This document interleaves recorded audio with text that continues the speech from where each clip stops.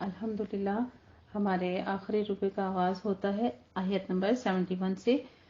بسم اللہ الرحمن الرحیم۔ وَاتْلُ عَلَيْهِمْ نَبَأَ نوح، اور اے نبی کریم صلی اللہ علیہ وآلہ وسلم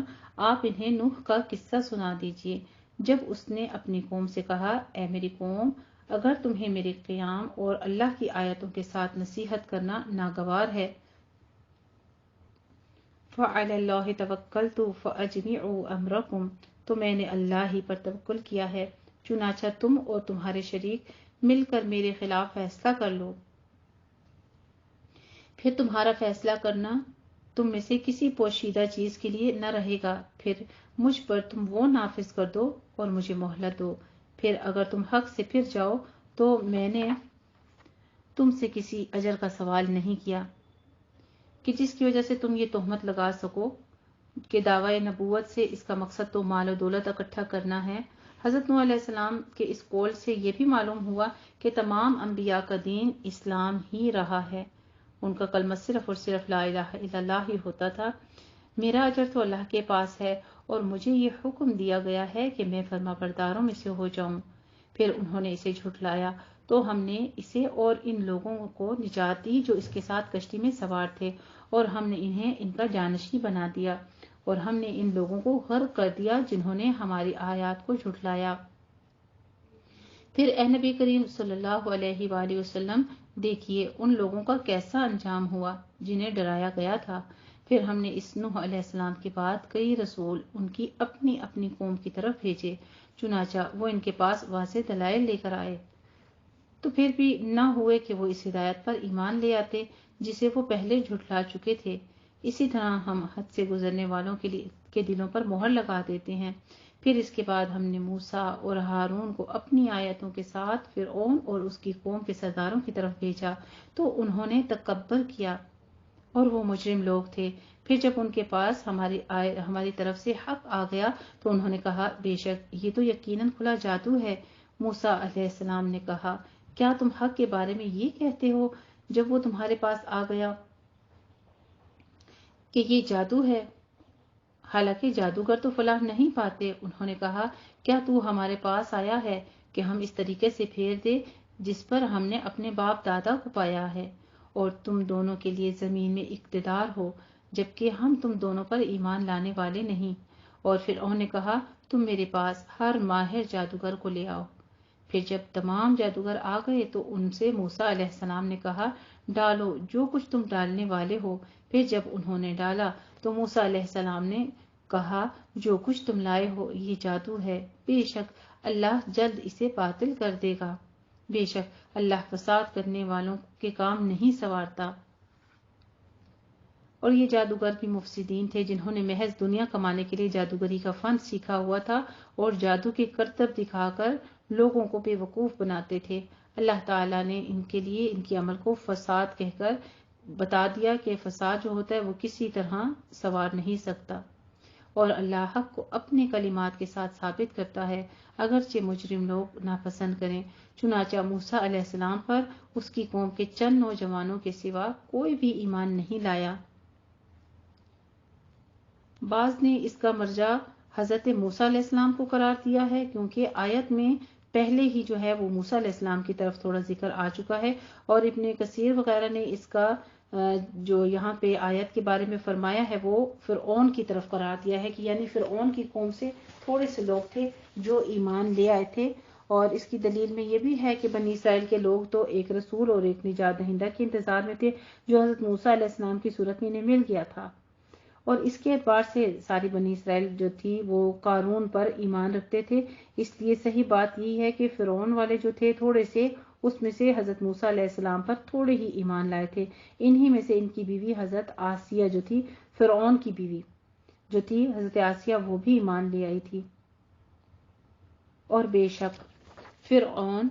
سرزمین مصر میں سرکش بنا ہوا تھا، اور بے شک وہ حد سے گزرنے والوں میں سے تھا۔ اور موسیٰ علیہ السلام نے کہا، اے میری قوم، اگر تم اللہ پر ایمان لائے ہو تو اسی پر توکل کرو اگر تم فرما بردار ہو۔ چنانچہ انہوں نے کہا، ہم نے اللہ ہی پر توکل کیا ہے، اے ہمارے رب تو ہمیں ظالم قوموں کے ہاتھوں آزمائش میں نہ ڈال، اور تو ہمیں اپنی رحمت کے ساتھ کافر قوم سے نجات دے۔ اور ہم نے موسیٰ علیہ السلام اور اس کے بھائی کی طرف وحی کی کہ تم اپنی قوم کے لیے مصر میں سے کچھ گھر بناؤ، اور تم اپنے گھروں کو قبلہ رو بناؤ، اور نماز قائم کرو، اور مومنوں کو خوشخبری دے دیجیے۔ اور موسیٰ علیہ السلام نے کہا، اے میرے رب، بے شک تو نے فرعون اور اس کی قوم کے سرداروں کو دنیاوی زندگی میں شان و شوکت اور مال و زر سے دے رکھا ہے، اے ہمارے رب، تاکہ وہ لوگوں کو تیری راہ سے بھٹکا دیں۔ اے ہمارے رب، ان کے مال و زر غارت کر دے اور ان کے دل سخت کر دے، بس وہ ایمان نہیں لائیں یہاں تک کہ وہ دردناک عذاب نہ دیکھ لیں۔ اللہ نے کہا، یقیناً تم دونوں کی دعا قبول کر لی گئی، چنانچہ تم دونوں ثابت قدم رہو۔ یعنی انبیاء کرام کو کس طرح ہر بات میں، جیسے کہ پیچھے نوح علیہ السلام کی دعا بھی آتی ہے، ربی لا تذر علی الارض من الکافرین دیارا،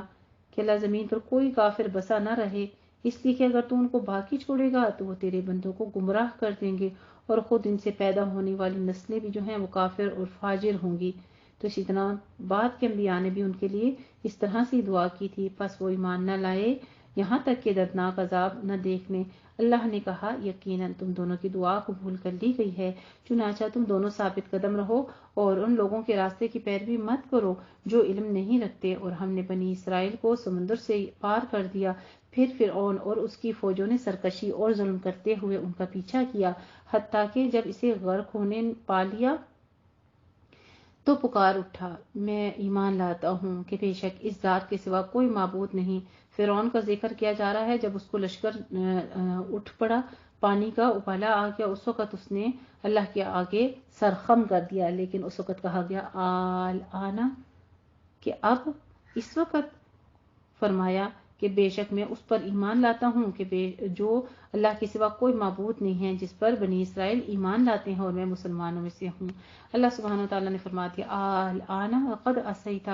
اب تو ایمان لاتا ہے، اب کیوں لاتا ہے جبکہ تو پہلے نافرمان تھا اور تو فساد کرنے والوں میں سے تھا۔ چنانچہ آج ہم تجھے نجات دیں گے، تیرے بدن سمیت تیرا جسم بچا کر سمندر سے باہر نکال پھینکیں گے، تاکہ تو اپنے پیچھے والوں کے لیے نشان عبرت ہو۔ اور بے شک بہت سے لوگ ہماری نشانیوں سے البتہ غافل ہیں، اور یقیناً ہم نے بنی اسرائیل کو اچھا ٹھکانہ دیا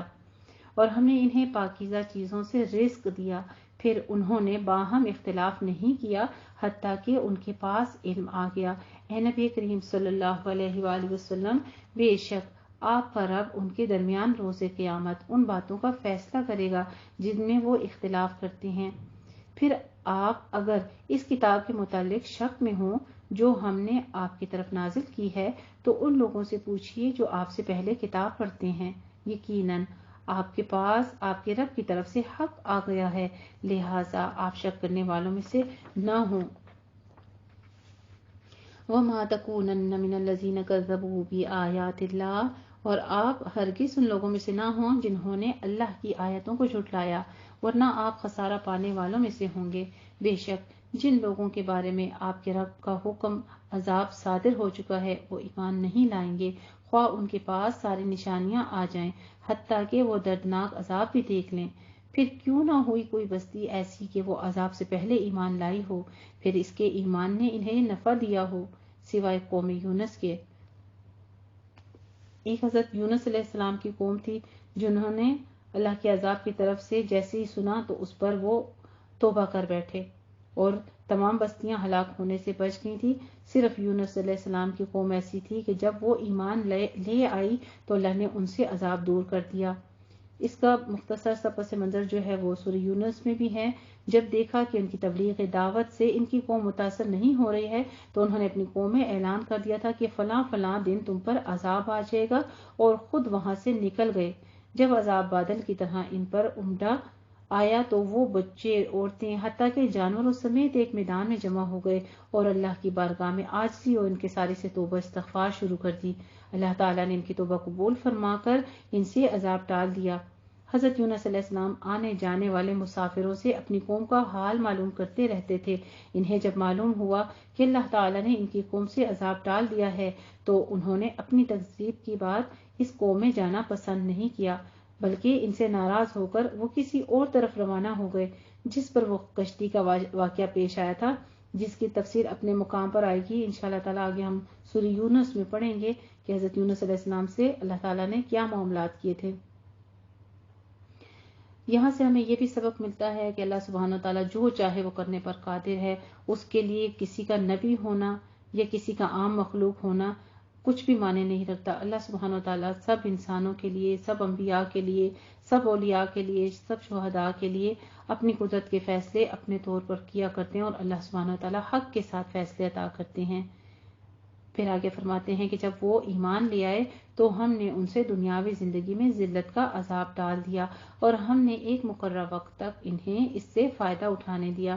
اور اگر آپ کا رب چاہتا تو جو لوگ زمین میں ہیں سب کے سب سارے ہی ایمان لے آتے، پھر کیا آپ لوگوں کو مجبور کریں گے حتیٰ کہ وہ مومن ہو جائیں؟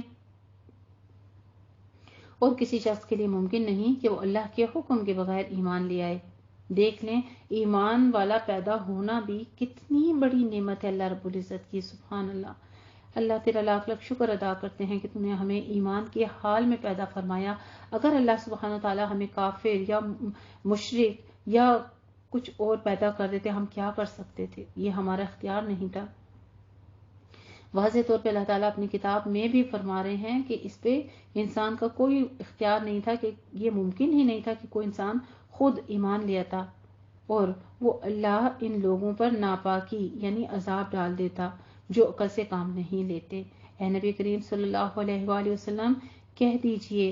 دیکھو اور غور کرو جو کچھ آسمانوں اور زمین میں ہے، اور نشانیاں اور ڈراوے ان لوگوں کو کوئی فائدہ نہیں دیتے جو ایمان نہیں لاتے۔ تو یہ لوگ بھی گویا ان لوگوں کے سے دنوں کا انتظار کر رہے ہیں جو ان سے پہلے گزرے۔ اے نبی کریم صلی اللہ علیہ وآلہ وسلم کہہ دیجئے پھر تم انتظار کرو، بے شک میں بھی تمہارے ساتھ انتظار کرنے والوں میں سے ہوں۔ پھر ہم نجات دیتے ہیں اپنے رسولوں کو اور ان لوگوں کو جو ایمان لے آئے۔ اسی طرح ہم پر لازم ہے کہ ہم مومنوں کو نجات دیں۔ اے نبی کریم صلی اللہ علیہ وآلہ وسلم کہہ دیجئے اے لوگو اگر تم میرے دین سے متعلق شک میں ہو تو میں ان کی عبادت نہیں کرتا جن کی تم اللہ کے سوا عبادت کرتے ہو، لیکن میں تو اللہ کی عبادت کرتا ہوں، وہ جو تمہیں وفات دیتا ہے، اور وہ مجھے اس بات کا حکم دیا گیا ہے دیتا ہے کہ میں مومنوں میں سے ہو جاؤں، اور یہ کہ آپ یکسو ہو کر اپنا چہرہ دین اسلام کی طرف سیدھا رکھیے اور مشرکوں میں سے ہرگز نہ ہوں، اور اللہ کے سوا آپ کسی کو مت پکاریے، اور جو نہ آپ کو نفع دے سکتے ہیں نہ آپ کو نقصان پہنچا سکتے ہیں۔ پھر اگر آپ نے ایسا کیا تو بے شک آپ ہی اس وقت ظالموں میں سے ہوں گے، اور اگر اللہ آپ کو کوئی تکلیف پہنچائے تو اس کے سوا کوئی بھی اسے دور کرنے والا نہیں، اور اگر اللہ آپ کے ساتھ کسی بھلائی کا ارادہ کرے تو کوئی بھی اس کے فضل کو دور کرنے والا نہیں ہے۔ وہ اپنے بندوں میں سے جسے چاہتا ہے اسے فضل سے نوازتا ہے، اور وہ بہت بخشنے والا نہایت رحم فرمانے والا ہے۔ سبحان اللہ۔ اللہ سبحانہ وتعالیٰ کے خوبصورت نام و صفات بیان کی جا رہی ہیں۔ غفور الرحیم، رب اغفر وارحم وانت خیر الراحمین۔ کہہ دیجئے نبی کریم صلی اللہ علیہ وآلہ وسلم اے لوگو یقیناً تمہارے پاس تمہارے رب کی طرف سے حق آ گیا، چنانچہ جس شخص نے ہدایت پائی تو یقیناً وہ اپنے ہی لیے ہدایت پاتا ہے، اور جس نے گمراہی اختیار کی تو یقیناً وہ اپنے ہی لیے گمراہی اختیار کرتا ہے، اور میں تمہارا وکیل نہیں ہوں۔ واتبع ما یوحی الیک واصبر حتی یحکم اللہ، اور آپ کی طرف جو وحی کی جاتی ہے آپ اس کی اتباع کیجئے اور صبر کیجئے حتیٰ کہ اللہ کا فیصلہ آ جائے۔ اللہ فیصلہ کر دے اور وہ سب سے بہترین فیصلہ کرنے والا ہے۔ اللہ سبحانہ وتعالیٰ کی طرف ہی تمام احکام لوٹ کر جاتے ہیں، کیونکہ اس کا علم بھی کامل ہے، اس کی قدرت و طاقت بھی وسیع ہے، اور اس کی رحمت بھی عام ہے، اس لیے اس سے زیادہ بہتر فیصلہ کرنے والا اور کون ہو سکتا ہے۔ اس صورت میں بھی ان قوموں کا تذکرہ ہے جو آیات الہی اور پیغمبروں کی تکذیب کر کے عذاب الہی کا نشانہ بنی، اور اللہ کی زمین سے حرف غلط کی طرح مٹ گئیں، اور اوراق تاریخ پر عبرت کا نمونہ بنی موجود ہیں۔ اسی لیے حدیث شریف میں آتا ہے کہ حضرت ابوبکر صدیق رضی اللہ تعالیٰ عنہ نے رسول اللہ صلی اللہ علیہ وآلہ وسلم سے عرض کیا کہ کیا بات ہے، آپ تو بوڑھے ہو گئے ہیں؟ تو آپ صلی اللہ علیہ وآلہ وسلم نے فرمایا کہ مجھے سورہ ہود واقعہ اور مرسلات، اما یتساءلون سورہ نبا، اور اذا الشمس کورت نے بوڑھا کر دیا ہے، اسے جامع ترمذی نے روایت کیا ہے۔ یعنی یہ صورتیں ایسی تھیں جن میں اللہ سبحانہ تعالیٰ نے اپنے تمام احکامات مزید واضح طور پر دلائل کے ساتھ اور محکم آیات کے ساتھ نازل فرمائے، جس کے بارے میں آپ صلی اللہ علیہ وسلم نے بہت زیادہ تفکر کیا، جس میں آپ بہت غمگین ہوئے۔ آپ نے اپنی امت کے لیے بہت زیادہ غم محسوس کیا اور ان کے بارے میں بہت آپ نے فکر کیا، ان کی عاقبت کے بارے میں فکر کیا۔ سورہ ہود آغاز ہوتی ہے، یہاں تک الحمدللہ ہماری پچھلی صورت مکمل ہو جاتی ہے اور سورہ ہود کا آغاز ہوا جاتا ہے، جو کہ مکی صورت ہے۔ اس کی 10 رکوع اور 123 آیات ہیں۔ بسم اللہ الرحمن الرحیم، الف لام را، کتاب احکمت آیاتہ ثم فصلت من لدن حکیم خبیر، الف لام را، یہ حروف مقطعات ہیں۔ یہ وہ کتاب ہے جس کی آیتیں محکم کی گئی ہیں، پھر تفصیل سے بیان کی گئی ہیں، بڑی حکمت والے، بہت خبر رکھنے والے کی طرف سے، یہ کہ تم اللہ کے سوا کسی کی عبادت نہ کرو، بے شک میں تمہارے لیے اسی کی طرف سے ڈرانے والا اور خوشخبری دینے والا ہوں، اور یہ کہ تم اپنے رب سے بخشش مانگو، پھر تم اسی کی طرف توبہ کرو، وہ تمہیں بہت اچھا فائدہ دے گا۔ یہاں پر متاع غرور سے مراد اس آیت کے بیچ میں جو آ رہا ہے کہ دنیاوی زندگی جو ہے وہ صرف محض اور محض ایک دھوکہ ہے، انسان کو دھوکے میں ڈال کر مگن کر لیتی ہے اپنے اندر۔ تو توبہ استغفار کا حکم دیا جا رہا ہے کہ کثرت سے دن میں استغفار کرتے رہا کرو، ان نعمتوں میں مشغول ہو کر اللہ کو نہ بھول جاؤ ایک مقررہ وقت تک، اور ہر صاحب فضل کو اس کا فضل بخشے گا، اور اگر تم منہ موڑو گے تو بے شک میں تم پر ایک بڑے ہولناک دن کے عذاب سے ڈرتا ہوں۔ تمہارا لوٹنا اللہ ہی کی طرف ہے اور وہ ہر چیز پر قادر ہے۔ آگاہ رہو، بے شک وہ اپنے سینے دوہرے کرتے ہیں تاکہ اس اللہ سے چھپ جائیں۔ اس کی شان نزول میں بتایا جاتا ہے، مفسرین مختلف اختلاف بھی کرتے ہیں اس آیت کے بارے میں، کہ اس کا مفہوم یہ ہے کہ ان مسلمانوں کے بارے میں یہ آیت نازل ہوئی تھی جو غلبہ حیا کی وجہ سے قضائے حاجت اور بیوی سے ہم بستری کی وقت برہنہ ہونا پسند نہیں کرتے تھے کہ اللہ تعالیٰ ہمیں دیکھ رہا ہے، اس لیے ایسے موقعوں پر وہ شرمگاہ کو چھپانے کے لیے اپنے سینوں کو دوہرا کر لیتے تھے۔ اللہ تعالیٰ نے فرمایا کہ رات کو اندھیرے میں جب وہ بستروں میں اپنے آپ کو کپڑوں میں ڈھانپ لیتے تھے تو اس وقت بھی وہ ان کو دیکھتا ہے اور ان کی چھپی اور اعلانیہ باتوں کو بھی جانتا ہے۔ مطلب یہ کہ شرم و حیا کا جذبہ اپنی جگہ بہت اچھا ہے، لیکن اس میں اتنا غلو اور افراط بھی صحیح نہیں ہے، اس لیے کہ جس ذات کی خاطر وہ ایسا کرتے ہیں اس سے تو پھر وہ بھی نہیں چھپ سکتے، تو پھر کس طرح کے تکلف کا کیا فائدہ ہے۔ تو یہاں پر کچھ اسی طرح سے اس آیت کے بارے میں بیان کیا گیا ہے، الا حین یستغشون ثیابہم یعلم ما یسرون وما یعلنون انہ علیم بذات الصدور، جب وہ اپنے کپڑے اوڑھتے ہیں تب بھی وہ اللہ جانتا ہے جو وہ چھپاتے ہیں اور جو وہ ظاہر کرتے ہیں، بے شک اللہ سینوں کے راز خوب جانتا ہے۔ اور الحمدللہ رب العالمین، اتنی تاکید والی آیت ہے جو سینوں کے بھید بھی جانتا ہے، تو ہمیں اپنے دلوں کی بھی حفاظت کرنی چاہیے، اپنے دلوں کے اندر برے گمان، برے خیال، کینہ، بغض، حسد، جو کچھ بھی ہے، کیونکہ ہمیں اسی پارے کے بیچ میں ہمیں تاکید کی گئی ہے پاکیزگی کے بارے میں، تو وہ صرف اور صرف پاکیزگی ہمیں اپنے جسم کی نہیں کرنی، اپنے لباس کی نہیں کرنی، بلکہ ہم نے اپنے نفس کی بھی تزکیہ کی پوری کوشش کرنی ہے۔ نفس کی پاکیزگی بھی جو ہے وہ اللہ تعالیٰ کو تقوی بن کے سامنے نظر آتی ہے، اور نفس کا تقوی جو ہے وہی اللہ کے قرب کا ذریعہ بنتا ہے۔ اگر نفس کے اندر شرارتیں ہیں اور نفس کے اندر شرک موجود ہے، نفس کی کوتاہیاں موجود ہیں، نفس کی ناپاکی موجود ہے، تو پھر اللہ سبحانہ تعالیٰ تاکید فرما رہے ہیں انہ علیم بذات الصدور، کہ اللہ سینوں کی باتیں بھی خوب جانتا ہے۔ تو اپنے سینوں کے بھید بھی جو ہیں ان کی بھی حفاظت کریں، سینوں کے اندر بھی جو برے خیالات، برے اعمال کے سوچیں بھی، اس کی بھی حفاظت اللہ تعالیٰ ہماری فرمائے۔ وآخر دعوانا ان الحمد للہ رب العالمین۔ جزاک اللہ احسن الجزاء۔